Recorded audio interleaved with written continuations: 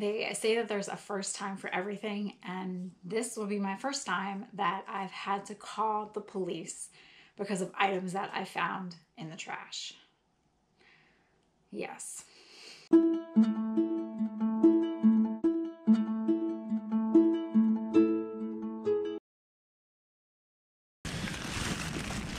Clothes.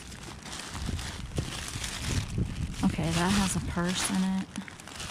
These mystery items, which, no idea.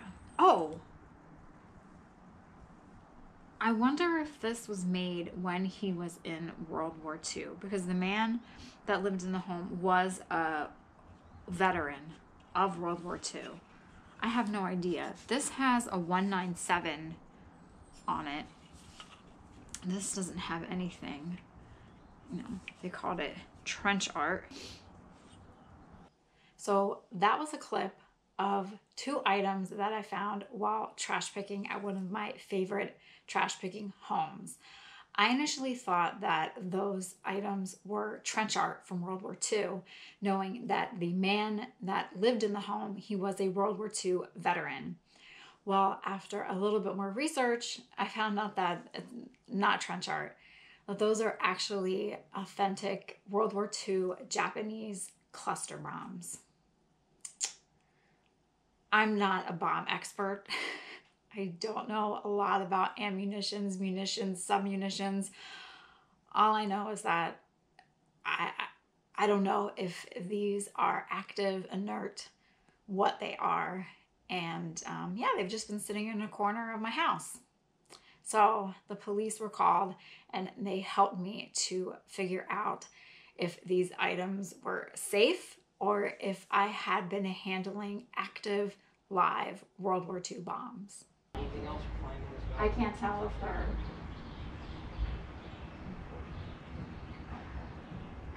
I mean, it sounds... It's heavy. It's light. Oh, okay. That one, I don't know. I thought it was... These actually sound empty. They do? They do. I can't tell you 100% that they're empty, but they sound like they're empty. I mean, I'll trust your judgment. They've been, I don't know, it just, to me, okay, if they're World War II, and they've been around here for how many years? Oh. Oh, it's empty. He's checking out some World War II things. Oh, that's why, because all the weight is in the front. Yeah. That makes sense. To go down. I think you're good, but Okay. it's up to you. Whatever you want to do.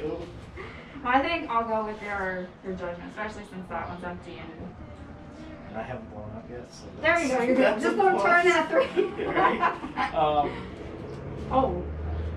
We don't do this over here. No, it's fine. I'm more worried about your safety.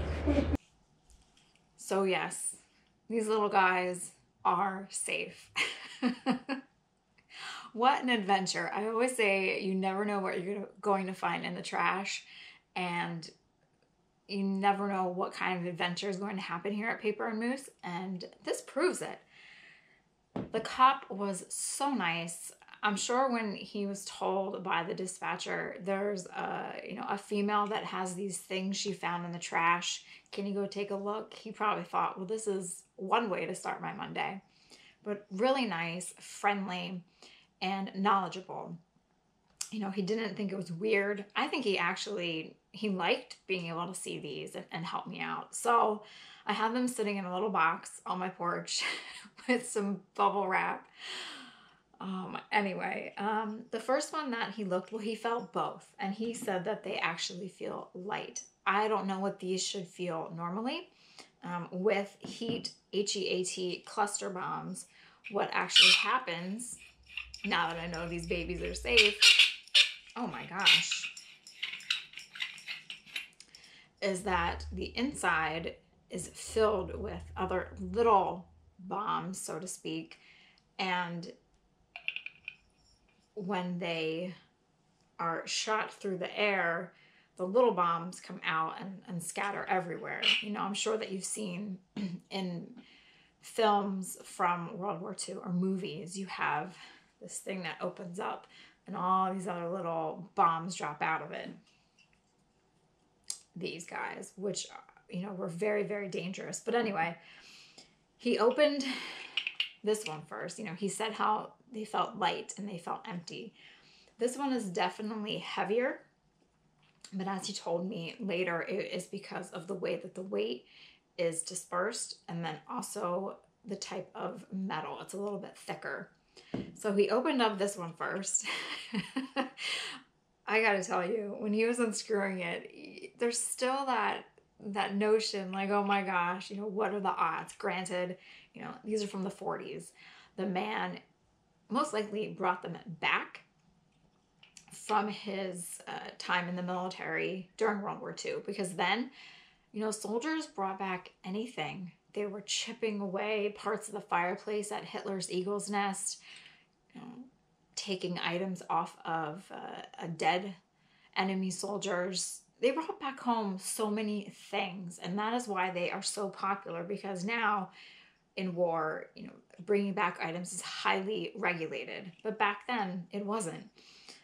So, you know, the man that this had belonged to, he brings it home, maybe puts it on a shelf, it's in a drawer, I don't know, basement, attic, for years. He passes away. The people that are cleaning out the home find these things, throw them in a bag.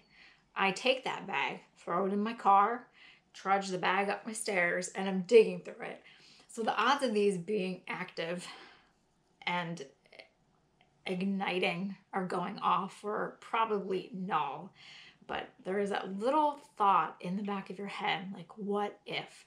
Because oftentimes you still hear it at the Jersey Shore. People are digging in the sand and they find active bombs that have never exploded. So the police officer undid this one. This is my notes out, a type 2 1/3 kilogram heat cluster bomb. It does have a 197 here. You probably can't see it. And that signifies the date, which, if my research is correct, that puts it at July 1944. So after he tackled this guy, he then took on this guy, which this is the one that scared me, because he initially couldn't figure out a way to open this. And I had read that this part at the top, it takes 3 full turns to, I guess, activate or start the fuse. And then once it's dropped, the rest of the time, you know, it just explodes. But anyway, so he couldn't figure out how to open it, and then he starts twisting the top.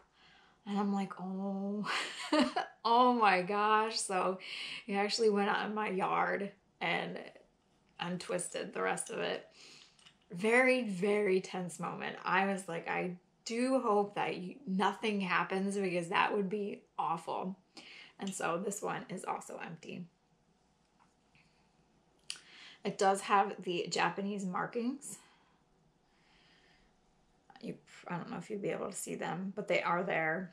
And there are some markings on the body as well. You probably can't see that. But this is a type 3 HE, or heat cluster bomb. And with these bad boys, they were actually loaded into like a pod. And there were 63 of these loaded. And because of the way they were constructed, they would be put end to end. So the end of one in front would kind of clip on some little fins, and they would be in a row. The pod opens up, whew, these go down. Very, very dangerous. You know, they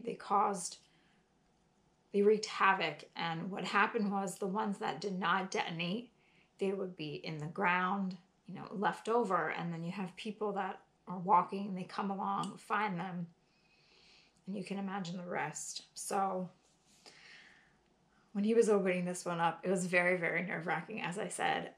You know, he even said that there is a market for these items, which I knew. You know, World War II military items, there's always a market.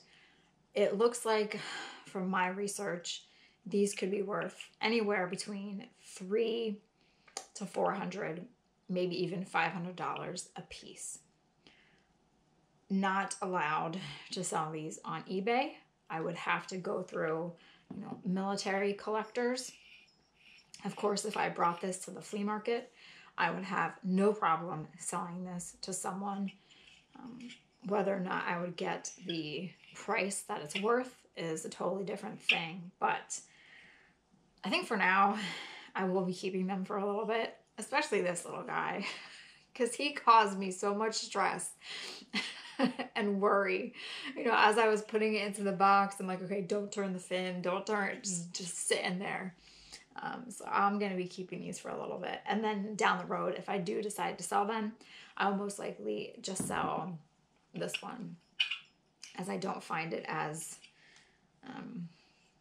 perhaps deadly looking as this one. I don't know. Maybe they should be kept together because they were obviously brought back together, which I might do. But yeah. What did you find in the trash today? Oh, just some Japanese World War II sub-munitions, and then I had to call the cops and have them come over and unscrew it and worry that I was going to witness something awful in front of my eyes. Oh man, you just never know what you're going to find in the trash, and this was a complete surprise. I can kind of imagine, the homeowner that passed away probably having a really good chuckle over my stress and worry about whether or not if these little guys would go off.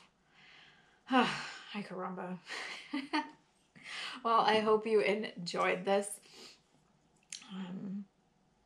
It's been interesting. What an adventure.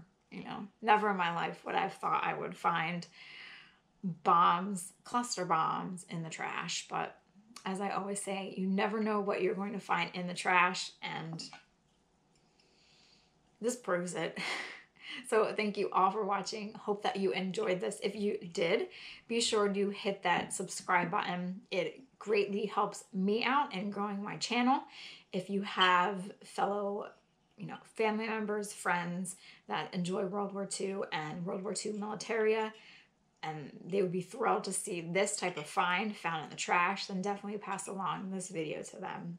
So hope you have a great day. And if you are out digging trash, looking for trash yourself, maybe you'll find some interesting treasure.